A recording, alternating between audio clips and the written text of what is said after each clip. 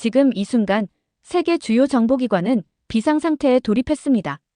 바로 러시아 정보국의 내부에서 유출된 한 보고서 때문인데요. 그것은 단순한 분석 수준이 아니었습니다.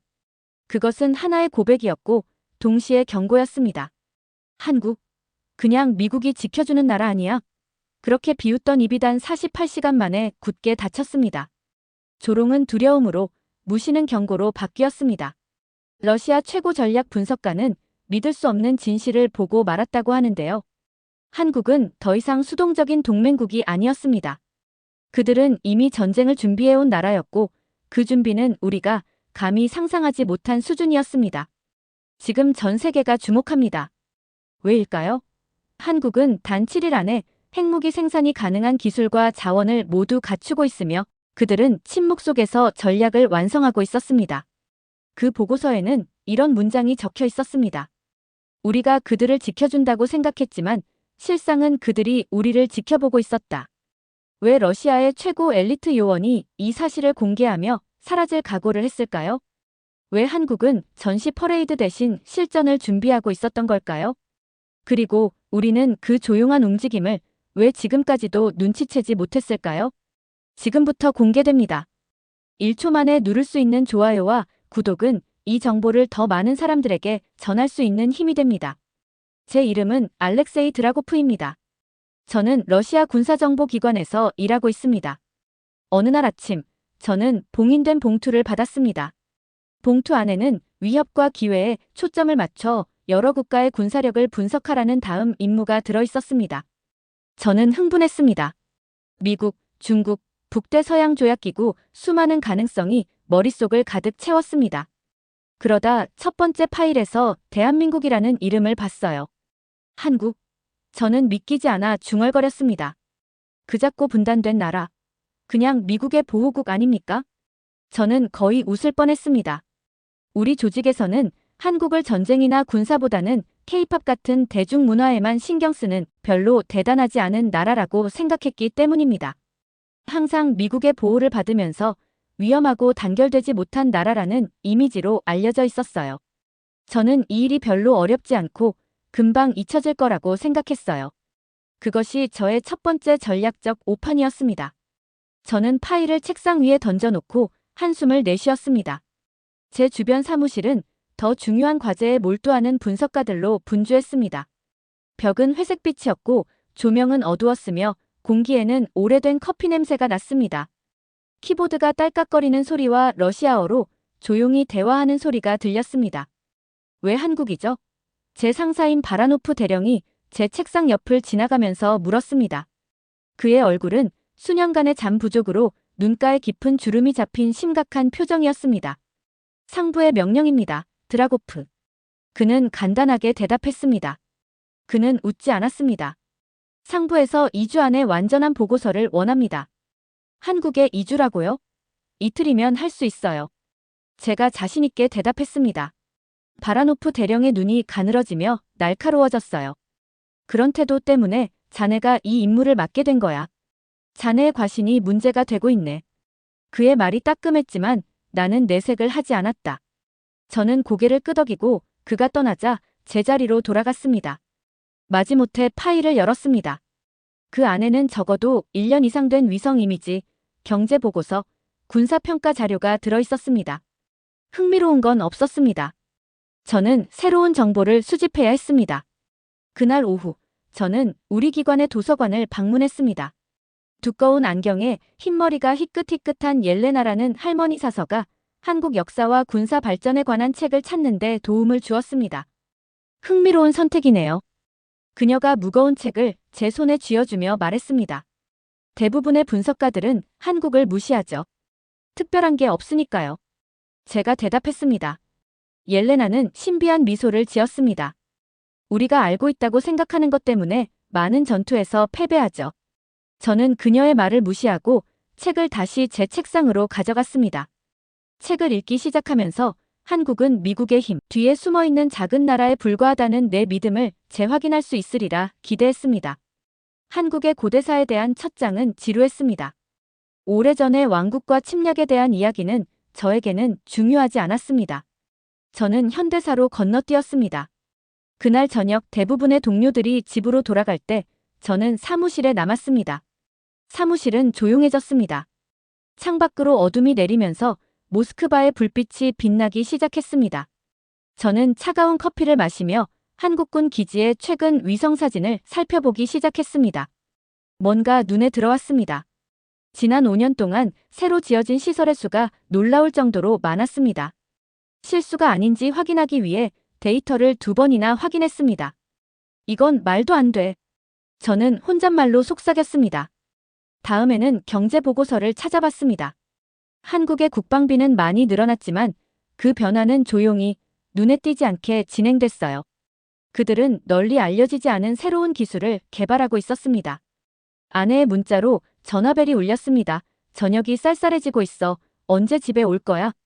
저는 답장을 보냈습니다. 야근 중이야. 기다리지 마세요. 이제 멈출 수 없었습니다. 문서를 읽을 때마다 한국에 대해 예상치 못한 사실이 드러났습니다. 한국의 군사 협력 관계는 미국을 넘어선 수준이었으며 한국의 기술력은 우리가 생각했던 것보다 훨씬 더 발전되어 있었습니다. 자정이 되자 제 책상은 서류로 뒤덮여 있었습니다. 몇 시간 동안 컴퓨터 화면을 쳐다보느라 눈이 따가웠습니다. 제 머릿속에 한국 이미지가 서서히 바뀌고 있었습니다. 궁금한 생각이 들었습니다. 우리가 이 나라에 대해 또 무엇을 놓치고 있었을까? 우리가 잘못 알고 있는 또 다른 가정은 무엇일까? 마침내 집으로 돌아가기 위해 짐을 싸고 어두운 본사의 텅 빈 복도를 걸으면서 저는 이 임무가 그렇게 간단하지 않을 수도 있다는 것을 깨달았습니다. 저는 차가운 모스크바의 밤으로 걸어나갔고 바람이 얼굴을 스쳤습니다. 한국의 진실이 제 편견에 가려져 있었던 것처럼 별들은 구름 뒤에 숨어 있었습니다. 2주라는 시간이 갑자기 짧게 느껴졌습니다. 배워야 할 게 정말 많았고 그중 첫 번째 교훈은 상대를 얕보지 말라는 거였어요. 어쩌면 첩보 업무에서 가장 중요한 규칙일지도 모릅니다. 그리고 저는 첫날부터 그 규칙을 어겼습니다. 언제나 그렇듯이 저는 병력 규모, 군사 예산, 탱크, 항공기, 함선수 같은 숫자들부터 들여다보기 시작했습니다. 모든 지표는 그저 평균적이었습니다. 한국은 그 어떤 특별한 지표도 보이지 않는 중간 수준의 국가로 보였습니다. 너무도 평범해서 분석할 재미도 없을 것 같았죠. 그런데 한 가지 이상한 점이 눈에 들어왔습니다. FA-50 전투기 대부분의 국가에서는 이 기체를 초급 조종사 훈련용으로만 사용합니다. 그런데 한국은 이 전투기를 실전 훈련에 투입하고 있었고 그 성능은 기대 이상이었습니다. 목표물 추적 속도, 작전 반응성, 연료 효율성 모두 예상치를 초과하고 있었죠. 그리고 K9 자주포. 일반적으로 포병이 사격 준비를 마치고 첫 발을 쏘기까지는 최소 5분이 걸립니다. 그런데 한국의 K9은 단 3분도 채 걸리지 않았습니다. 데이터가 잘못된 건 아닐까? 저는 다른 출처의 데이터를 교차 검증해 보았습니다. 하지만 결과는 모두 같았습니다. 같은 빠른 반응 시간, 같은 정확도. 뭔가 이상하다는 생각이 확실해졌습니다. 이건 뭔가 숨겨진 게 있다. 저는 피곤한 눈을 비비며 조용히 중얼거렸습니다. 제가 앉아있던 사무실은 조용했고 벽에는 여러 개의 세계 지도와 부대, 배치도, 무기체계 다이어그램이 빼곡히 붙어 있었습니다. 컴퓨터 모니터에서는 실시간 군사 위성 사진이 돌아가고 있었고 창밖의 모스크바는 어느새 어둠에 잠겨 가로등만이 희미하게 반짝이고 있었습니다.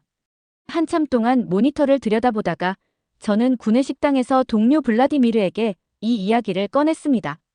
태블릿 화면을 보여주며 말했죠. 이 응답 시간을 봐. 이건 단순한 행운으로 설명될 수 없어. 블라디미르는 제 말을 듣자마자 웃음을 터뜨렸습니다. 왜 이래, 알렉세이. 한국 선전에 넘어간 거야? 그저 작은 나라일 뿐이잖아. 그는 스프로 가득 찬 수저를 들어올리며 말했습니다. 아무리 그래도 작전 성과까지 의심할 건 아니지. 하지만 저는 가볍게 넘길 수 없었습니다. 숫자는 감정을 담지 않습니다.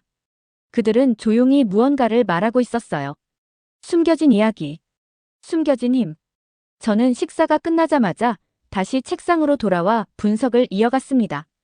그리고 한국의 무기 개발 연역에 집중했습니다. 놀랍게도 10년 전까지만 해도 대부분의 장비를 수입에 의존했던 한국이 이제는 주요 무기들을 자체 개발하고 심지어 개량까지 하고 있었습니다. 단순한 모방이 아니라 자신들만의 방식으로 최적화된 무기를 만드는 나라로 바뀌어 있었습니다. 국방비도 이전보다 조금 증가하긴 했지만 그 수치로는 설명되지 않는 효율성과 결과가 나타나고 있었습니다. 이건 돈의 문제가 아니야. 저는 속으로 그렇게 되뇌었습니다. 이건 철저한 준비와 전략의 문제야. 다음으로 저는 위성 영상을 분석했습니다. 한국의 군사 기지들 중 일부는 외부에서 보기엔 평범해 보였습니다. 하지만 해상도 높은 위성 사진을 통해 지하 구조까지 들여다보니 공개된 것보다 훨씬 많은 시설이 존재하고 있다는 걸 알 수 있었습니다. 방어뿐만 아니라 통합작전, 정보 수집, 신속 지휘를 위한 체계들이 지하에 구축되어 있었던 겁니다. 심장이 빠르게 뛰기 시작했습니다. 이건 단순한 데이터가 아니었습니다. 이건 전략의 흔적이었고 고도의 사전 준비였으며 침묵 속에 감춰진 전술이었습니다. 저는 모든 문서를 출력해서 하나의 폴더에 정리했습니다. 내일 아침 상관에게 이걸 보여줄 생각이었습니다. 그도 이걸 보면 분명 깨달을 겁니다. 한국은 단지 무기를 발전시킨 것이 아니라 전쟁에 대한 새로운 방식을 창조해 가고 있다는 것을 말이죠. 그날 밤 저는 좀처럼 잠을 이룰 수 없었습니다. 숫자들이 머릿속을 계속 맴돌았습니다. 정말 우리가 한국을 과소평가하고 있는 게 아닐까? 혹시 우리 모두가 잘못 보고 있는 건 아닐까? 저는 자리에 앉은 채 창밖을 바라보았습니다. 저 멀리 어딘가에 우리가 그저 평범한 아시아의 분단 국가로만 여겨왔던 나라가 조용히 숨을 고르고 있었습니다. 하지만 숫자들은 다르게 말하고 있었습니다. 숫자는 거짓말을 하지 않으니까요. 그리고 그 숫자들이 말하던 것, 그건 조용한 경고였습니다.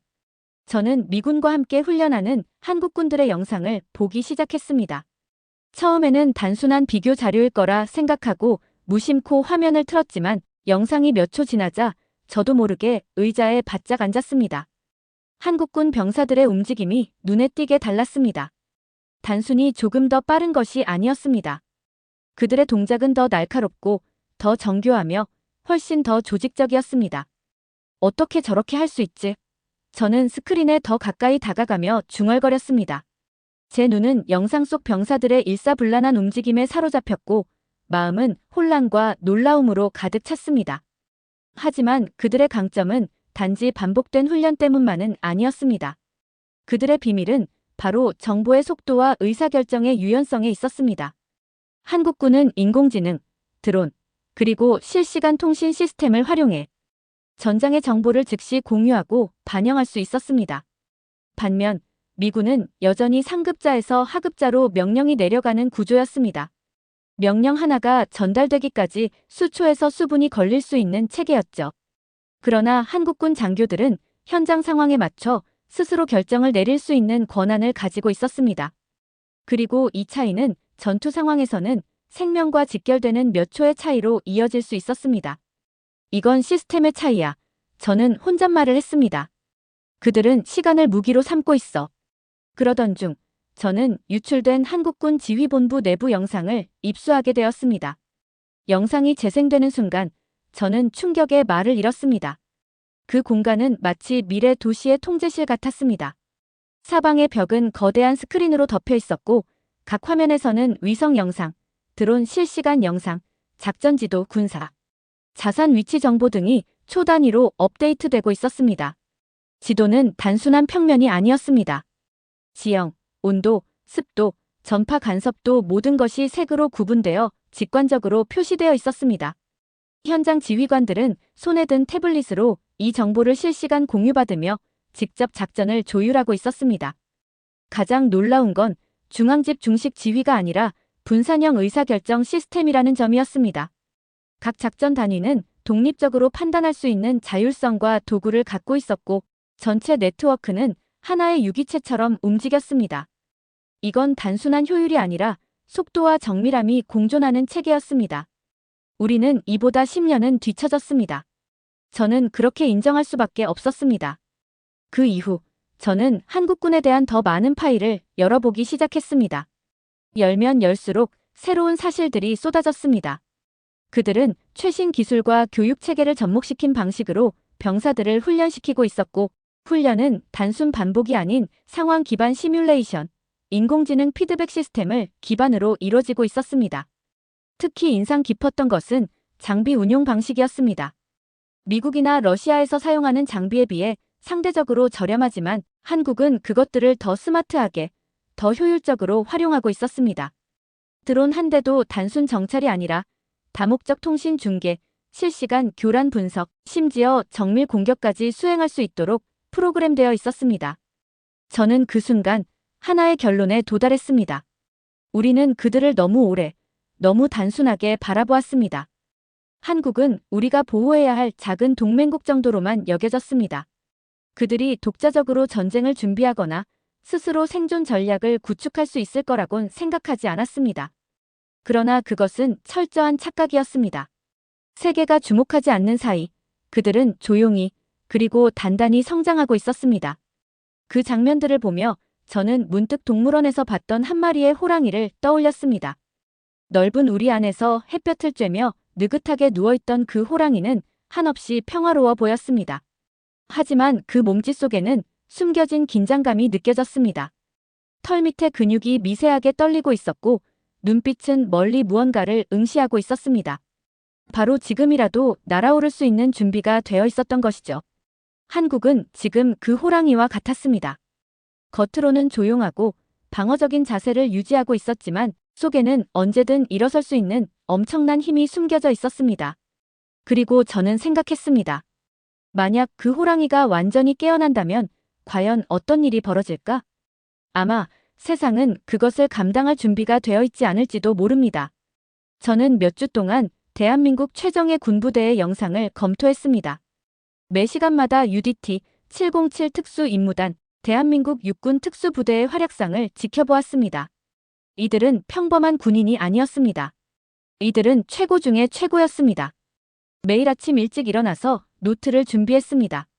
저의 작은 아파트는 한국 특수부대에 관한 사진과 정보로 벽을 가득 채운 연구소가 되었습니다. 상급자들은 상세한 보고서를 원했고 저는 반드시 보고서를 제출하기로 결심했습니다. 훈련 영상은 저를 놀라게 했습니다. 가파른 산악 지형, 혼잡한 도심 거리, 바다에서 소리 없이 밀려오는 적 등 어디에서든 싸울 수 있는 병사들이었습니다. 하지만 가장 인상 깊었던 것은 야간 작전이었습니다. 어느 날 밤 저는 어둠 속을 이동하는 팀의 영상을 보면서 이건 불가능해라고 혼잣말을 속삭였습니다. 그들은 빛 없이 항해하고 소리 없이 소통하며 그림자와 하나가 되었습니다. 저는 피곤한 눈을 비비며 영상을 다시 재생했습니다.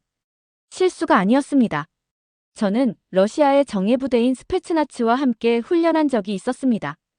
우리는 항상 우리가 세계 최고라고 생각했습니다. 하지만 이제 저는 스스로에게 불편한 질문을 던져야 했습니다.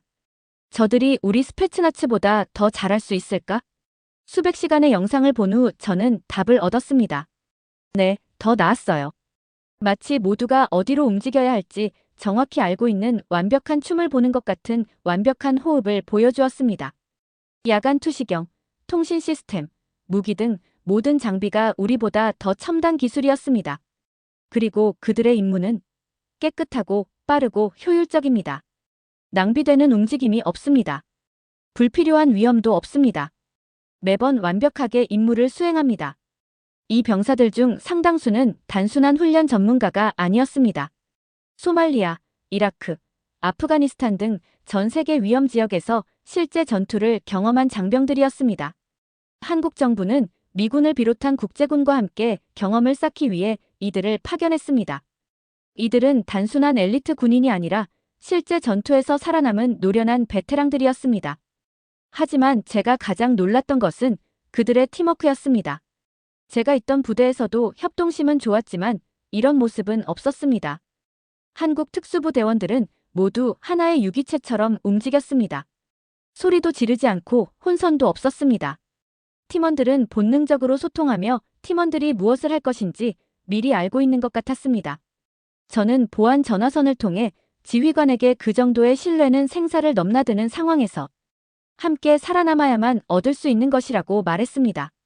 저는 한 팀이 모의 테러리스트 은신처에서 인지를 구출하는 장면을 지켜보았습니다. 6명의 병사, 6개의 다른 임무, 완벽한 타이밍이었죠. 단 한마디의 말도 오가지 않았습니다. 모든 의사소통은 수신호와 미리 계획된 동선으로 이루어졌습니다. 3분도 채 걸리지 않았습니다. 인질은 안전했고 적은 무력화되었습니다. 제 최종 보고는 명확했습니다. 한국은 전쟁을 준비하고 있지 않았다. 한국은 이미 준비되어 있었습니다. 특수부대는 만일의 사태에 대비해 훈련하는 것이 아니라 지금 당장 어떤 위협으로부터도 조국을 지킬 준비가 되어 있었습니다.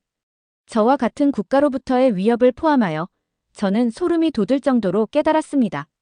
그날도 평소처럼 책상에 앉아 보고서를 정리하고 있었습니다.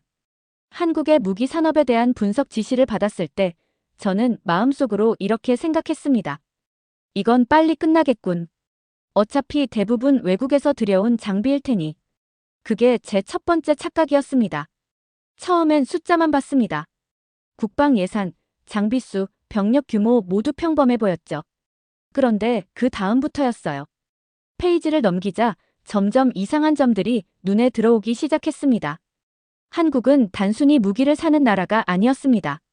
그들은 스스로 무기를 설계하고 개발하고 대량 생산하고 있었습니다. 그리고 그 무기들은 단지 많은 것이 아니라 정밀하고 빠르고 치명적이었습니다. 먼저 K2 전차, 흑표라 불리는 이 전차는 가파른 산악 지형도, 도하 작전도 모두 문제없이 수행하며 세계 최고 수준의 기동성을 보여줍니다. K9 자주포는 단 30초 안에 사격 준비를 완료하고 40km 이상 떨어진 목표를 정확히 명중시킵니다. KF-21 보라매는 미래형 전투기입니다. 스텔스 기능은 물론이고 국산 레이더와 무장까지 탑재해 자주 국방의 상징이라 불립니다. 여기에 더해 현무 미사일 시리즈는 정밀 유도 기술과 장거리 타격 능력을 갖추고 있었고 감시정찰용 무인 드론부터 실시간 전투 지원이 가능한 공격 드론까지 모든 전장에서 활용 가능한 시스템들이 준비되어 있었습니다. 그러나 이 무기들이 단지 국내에만 머무른 것이 아니었습니다. 한국은 세계 곳곳에 이 무기들을 수출하고 있었고 그 수출 규모는 빠르게 확장 중이었습니다. 폴란드는 K9 자주포를 대규모로 도입했고 이집트는 K2 전차에 대한 협력을 요청했습니다. 노르웨이, 핀란드, 에스토니아, 인도네시아 등 다양한 국가들이 한국산 무기 시스템을 신뢰하고 있었습니다. 저는 세계 지도를 꺼내 무기 수출 국가마다 핀을 꽂기 시작했는데 금세 지도가 붉은 점들로 가득 차게 되었습니다. 이건 단순한 무기 거래가 아니었습니다. 한국은 무기를 통해 외교를 하고 있었던 겁니다. 한국은 단순히 무기를 판매한 것이 아니라 전략적 파트너십을 만들고 있었습니다. 수출된 무기에 대한 운용 교육, 정비 기술 이전, 전술 전개법 지원까지 한국은 하나의 장비를 넘기며 하나의 군사 문화를 수출하고 있었던 겁니다. 무기 하나가 한 나라의 국방 체계를 바꾸고 있었고 그 바탕엔 한국의 기술력과 신뢰가 있었습니다. 그 순간 저는 문득 어떤 문서 하나가 떠올랐습니다. 중동 어느 국방장관이 쓴 평가서에는 이런 문장이 적혀 있었죠. 한국의 무기 시스템은 미국산보다 더 신뢰할 수 있고 유지 비용도 적다. 이 말은 단순한 평가가 아니라 패러다임의 전환이었습니다. 이제 세계는 미국만이 아닌 한국을 전략적 무기 공급국으로 인식하기 시작한 것이죠. 그 다음으로 제가 관심을 둔 건 한국의 핵 잠재력이었습니다. 한국은 현재 24기의 원자로를 운용 중이고 고농축 우라늄과 사용 후 핵연료를 다룰 수 있는 첨단 기술력을 보유하고 있습니다.